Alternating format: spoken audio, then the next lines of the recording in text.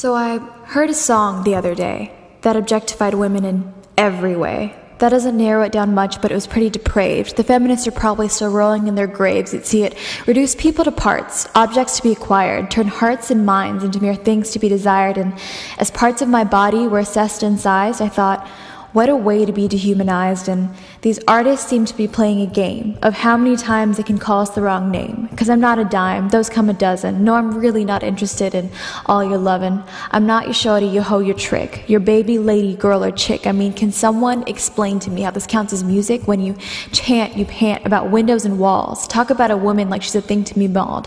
Oh, she's got a big booty, so you call her a big booty? If she had a big brain, would you call her at all? But it seems like I'm the only one appalled that music can make me feel so small. You may think they're just words. That doesn't give them immunity. Words start wars and break spirits. They're still used with impunity. Just imagine a young girl, smart, funny, well-rounded, walks into a club and finds herself surrounded by men acting like they've got something to collect. They're just listening to the words that tell them that she's an object, and her objections catch in her throat as she gets harassed unchecked, treated with disrespect. She's caught in the middle, and the lady doth protest too little. A few words have made her think she's brittle. Do you see where I'm going? It's not exactly a riddle. I'm saying, can we turn up the volume but turn down the noise? Stop polluting the minds of our men and our boys with all the rude misogyny and bland homogeny of rhymes and beats so crude and obsolete, because our ears are bleeding from all these cowards. The time is ours. We are ready to devour lyrics that make us feel empowered. Yeah, I watched a video the other day of my girl, Beyonce. She was draped in feathers and furs and things, exaggerated makeup and big chunky rings. She was dancing in the desert, hair whipping wild, and I thought to myself, what does this look like to a child? To see a woman belt about her power while thrusting her hips to and fro.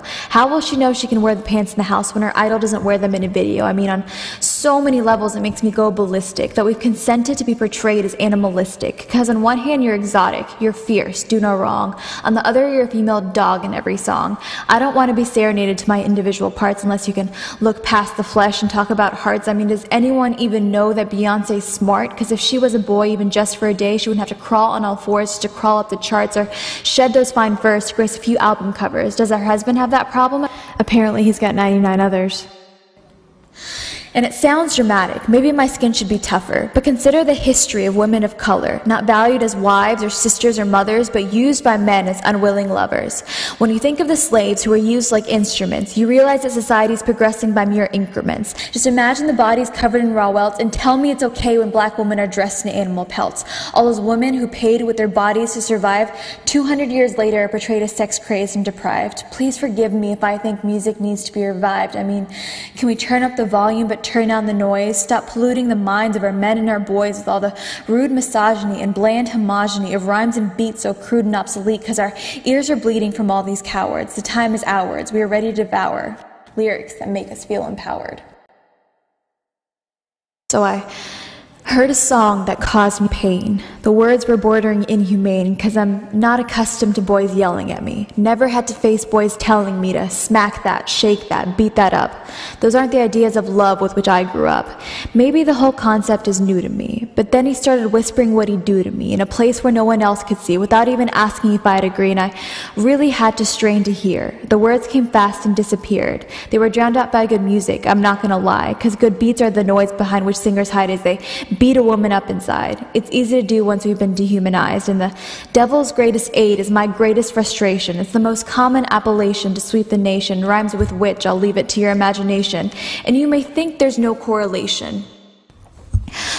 But when a man loves a woman who won't love him back, what if his first instinct is to attack? He's got lyrics and blood pounding in his ears, and a helpless woman faces her worst fears. She's smacked, shaken, beaten, torn apart. Against all odds, his bite's as bad as his bark. He causes the kind of pain that leaves a mark, and before he leaves, he turns to say his parting word. It's on the tip of his tongue, comes out unslurred, might have been left unsaid if it had been left unheard, but it's been so programmed he doesn't twitch. His mouth fills with venom, and he spits out, "Bitch."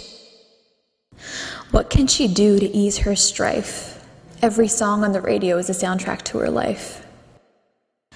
So can we turn up the volume, but turn down the noise? Stop polluting the minds of our men and our boys with all the rude misogyny and bland homogeny of rhymes and beats so crude and obsolete, because our ears are bleeding from all these cowards. The time is ours. We are ready to devour lyrics that make us feel empowered. I know it's a steep mountain to climb. It might take a while, but until that time, I think I'd just rather spit my own rhymes.